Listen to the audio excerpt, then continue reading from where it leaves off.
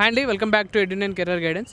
మనం ఇప్పుడు CMR IT campus సంబంధించిన బాయ్స్ హాస్టల్లో అయితే ఉన్నామండి. సో ఇప్పుడు బాయ్స్ హాస్టల్ సంబంధించిన ఫెసిలిటీస్ ఎలా ఉన్నాయనేది కంప్లీట్ డీటెయిలింగ్ ఒకసారి తెలుసుకుందాం. ఇక్కడ మనతో పాటు స్టూడెంట్స్ అయితే ఉన్నారు. సో స్టూడెంట్ని అడిగి దీని డీటెయిల్స్ అయితే తెలుసుకుందాం.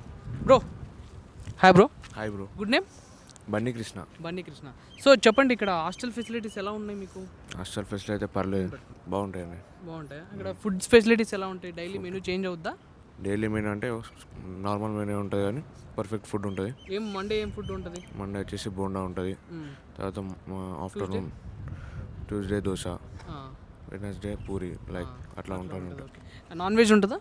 నాన్ వెజ్ ఉంటుందండి. వెడ్నెస్డే సండే రోజు నాన్ వెజ్ పెట్టేస్తారు. వీక్లీ ట్వైస్ ఉంటుందా? వీక్లీ ట్వైస్ బిర్యానీ పెడతారు సండే. ఓకే. ఫుడ్ ఫెసిలిటీస్ అయితే హైజీనిక్ ఉంటాయి. సో నార్త్ ఇండియన్ ఫుడ్ ఏమైనా ఉంటుందా?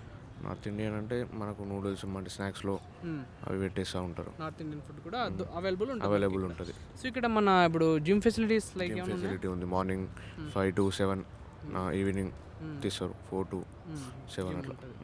వాటర్ 24/7 ఉంటుంది, ఎప్పుడు అప్పుడు ఫెసిలిటీ ఉంటుంది. ఇంకేం ఫెసిలిటీస్ ఉన్నాయి బ్రో ఇక్కడ? వైఫై ఉంటుందండి. రూమ్ లాండ్రీ సర్వీస్ ఉంటుందా? లాండ్రీ సర్వీస్ వీక్లీ ట్వైస్ వస్తారు వాళ్ళు. వెడ్నెస్డే రోజు సండే రోజు వస్తారు, అంటే బట్టలు వేస్తారు ఉంది. సో ఇప్పుడు ఇక్కడ మెడికల్ యూనిట్ గురించి చెప్పండి. ఇక్కడ మెడికల్ అయితే అంటే పర్లేదు, దగ్గర సిఎంఆర్ హాస్పిటల్ కూడా ఉంది కాబట్టి ఏమైనా ఎమర్జెన్సీ ఉన్నా తొందర తీసుకెళ్తారు. మన కాడ స్టూడెంట్స్కి అక్కడ ఫ్రీగానే ఉంటుంది మళ్ళీ సిఎంఆర్ వాళ్ళకి. ఓకే. ఇక్కడ హాస్టల్ వార్డెన్ ఎలా ఉంటారు? హాస్టల్ వార్డెన్స్ అయితే పర్లేదు, బాగుంటారు. స్ట్రిక్ట్గా అయితే ఉంటుందా? అయితే ఏముండదు, అంటే మన టైం టేబుల్స్ అయితే ఉంటాయి కదా, 6:30 వరకు లోపల వచ్చేయాలి అలా అంటూ ఉంటాయి. టైమింగ్స్ ఎలా ఉంటాయి?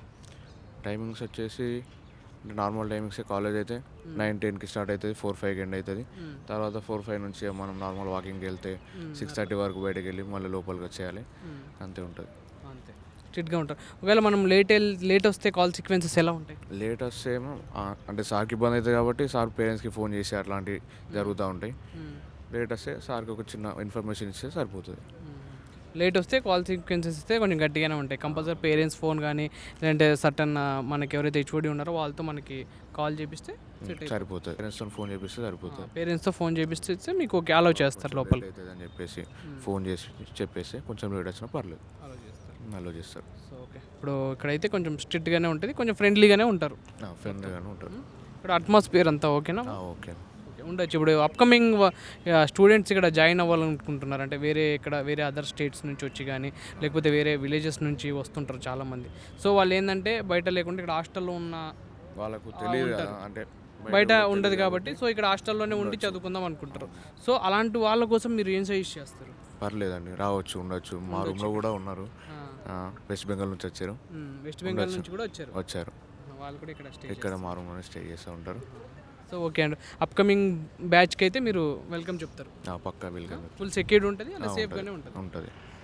Thank you bro.